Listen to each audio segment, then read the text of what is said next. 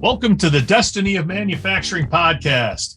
I am your host, Dean Phillips, and the Precision Metal Forming Association, of course, is our great sponsor and has been the leadership of our organization and helped to produce the Destiny of Manufacturing podcast. I'd like to welcome our fantastic guest today, is known as and is better known as the reshoring expert, Harry Moser. Welcome, Harry. It's great to have you here, sir. How are you doing? I'm doing great, actually. About an hour ago, I was on the tennis court, and the weather was beautiful, and life's very good. And I'm delighted to see PMA continuing its excellent support of reshoring. Absolutely, I agree. Couldn't agree more. Right off the bat, I always like to ask, what is your big takeaway going forward in for the next 5 years? Yeah, I'd like to stretch that out to 10 years because Okay. I've got a big goal. So our mission is actually to balance the goods, meaning products, trade deficit, which last year was $1.2 trillion. And I think in 10 years we can cut that trade deficit in half, which would be about a 20% increase in US manufacturing, 2 million more manufacturing jobs, and the US would be much less dependent. Right now, we're horribly dependent on China, on Asia in general, and that's not good for our country. We should be more self-sufficient. And my objective in 10 years definitely is to reverse that. Excellent. And how does that change, that improvement supported by reshoring? How would that occur? Yeah. The only way to increase US manufacturing's share of goods consumption, in other words, the percentage of the things people buy that's made in USA, is to either import less or export more.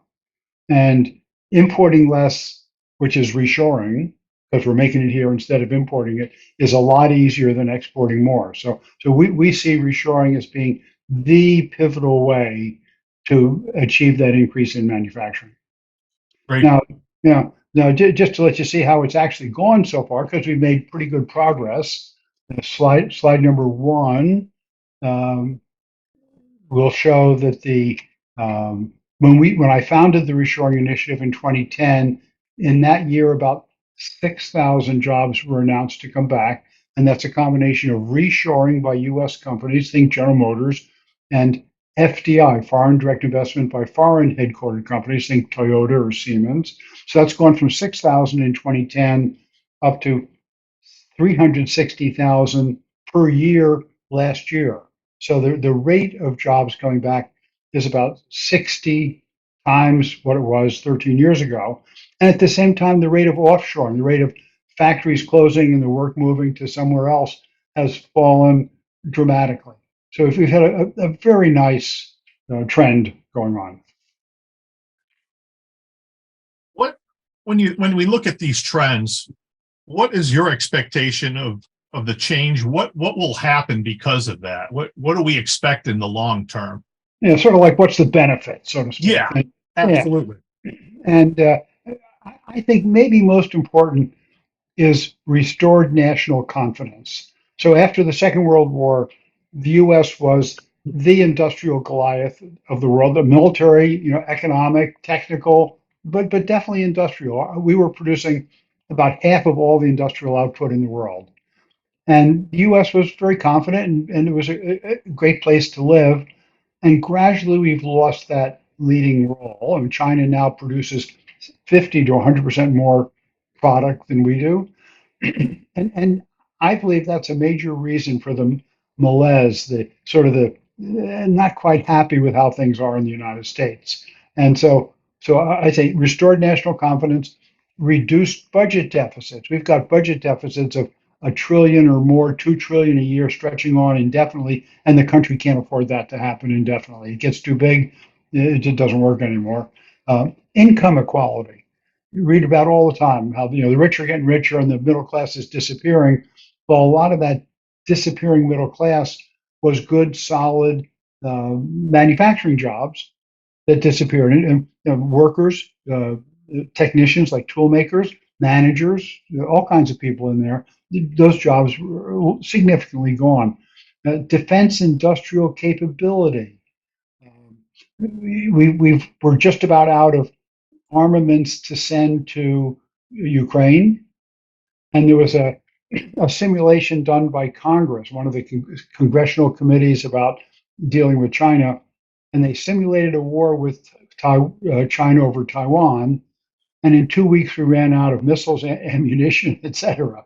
And so we don't have the capability to produce the things we need to defend the country anymore. And so by increasing our overall manufacturing, making more steel, making machine tools, making all kinds of things, that gives us the capability. The environment.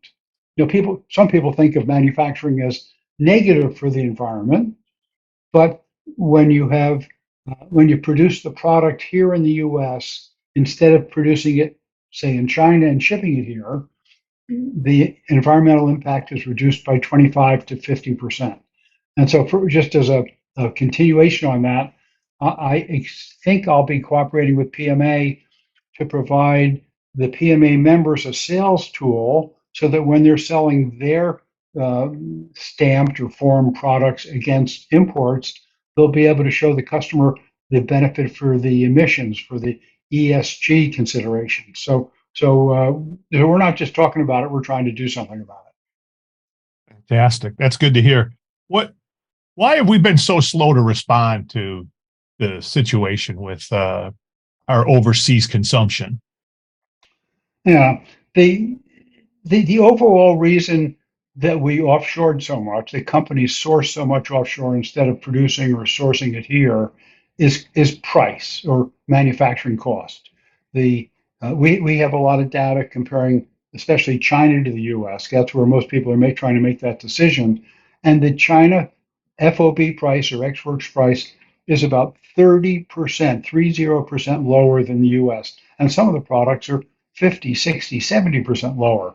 And so companies look at that and they, almost inevitably are going to decide to go for that less expensive product because if they don't do it, their competitors will, they'll be out of business. So I don't support them having done it, but I can understand why they did it.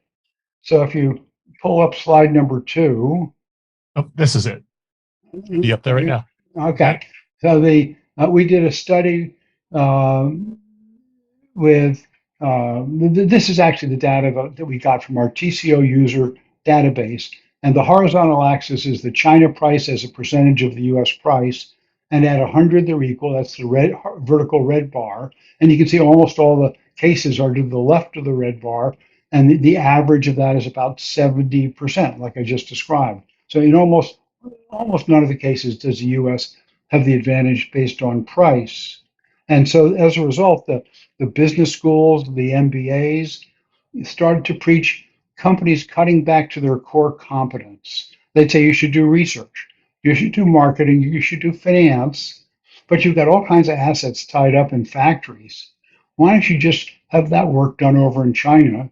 They can do it as well as you can, and you'll reduce your assets dramatically. You'll actually make more money, so your return on assets will go up. Your stock will go up. Everybody will be happy, except for the fact when all of a sudden you can't get the product from there, and then all of a sudden your company goes out of business. And that's the possibility that they're now facing. And now they're thinking that it makes sense to bring their work back. I think that's a fair comment too. What think about manufacturing, what are some of the challenges that we see overall with that as far as company sourcing and some kind of rewarding that aspect? The problem has been, partially the price difference is just so much because the labor difference is so much, but the companies also exaggerate or amplify the problem because they make their sourcing decisions and they reward their procurement or purchasing people on the basis of PPV, purchase price variance. So a given procurement person has a responsibility to buy a basket of goods, and his or her job is to cut that purchase price by 5% next year. And and as a result, they're very fixated. They get their rewards, they get their bonuses, they get their promotion based on doing that. and therefore they don't look at all the relevant costs. They should be looking at total cost of ownership. And with total cost of ownership, you have that purchase price, definitely, but also the duty and the freight and the carrying cost of inventory, the travel costs, the risk of stocking out and you lose orders from your customers because you can't deliver. The quality differentials, the advantage of having engineering and manufacturing physically close to each other, speaking the same language in roughly the same time zone, you're able to optimize the product and the process. And we lose that when the others, when the source is 6,000, 8,000 miles away. So we encourage companies very much to use total cost of ownership. U.S. companies also tend to be rather short-sighted. They're much too worried about this quarter's financial statements to keep Wall Street happy. They also tend to be siloed. So I've talked to salesmen, people like PMA salesmen, who, and they've gone into the customer and said, "Hey, I'd like to sell you those parts." Customer says, "I'm getting them from China. You'd have to match the Chinese price." And the salesman says, "Hey, I hear you're having problems. You're having warranty issues. You're getting late deliveries. You're reworking the parts." And the purchasing person says, "Yeah, those are not in my budget. Those are in someone else's budget. So I don't care." And so that's siloing. That's one department worrying about its needs instead of the needs of the whole company. And so if you run into that at a company, then you've got to go around and appeal to quality, appeal to marketing, appeal to accounting, to the other people who see all those cost impacts. U.S. companies also tend not to invest as much. The Chinese, for example, are investing a lot more in robots and machine tools than we are, even though their wage rates are a third of ours. So you think we, with our high wage rates, would be investing more in automation, but they're investing more. So the blame goes around.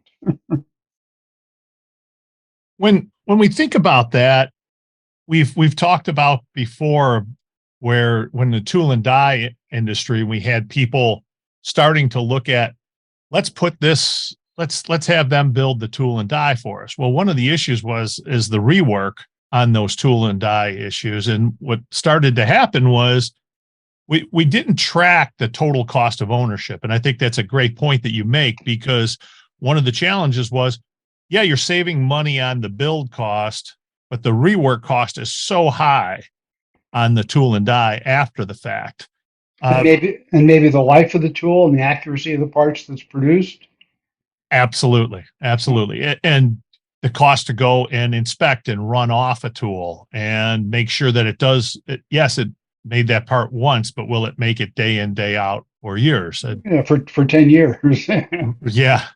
And we've run into that challenge, and it exactly is what you're talking about was part of the problem, which was this total cost of ownership. That's exactly where we ran into some of the situation. Tell me a little bit about, when we look at this, what are some of the challenges that we have from a government standpoint? Yeah. First, under President Biden, we've started to have what they call Bidenomics, and they've picked certain industries, chips, EV batteries, solar, that needed work and probably a good decision. He's putting hundreds of billions of dollars into them, and that significantly influences our numbers. The numbers I showed you on that curve. And he thinks he has an industrial policy, but he's got, I would call them industrial actions, because he's picking uh, industries, specific industries, and I think instead he should be picking industry. In other words, he should be leveling the playing field and having a tide that lifts all boats. So it isn't just cherry picking certain industries and not others. Because for example, with the chips, if we hugely increase our chip output capacity, if we do not increase the production of electronic devices, the assembly of electronic devices here, medical, automotive, whatever, we're going to have to sell our chips to China to make those electronic devices and ship them back to us, which doesn't sound like a very good plan. See? No.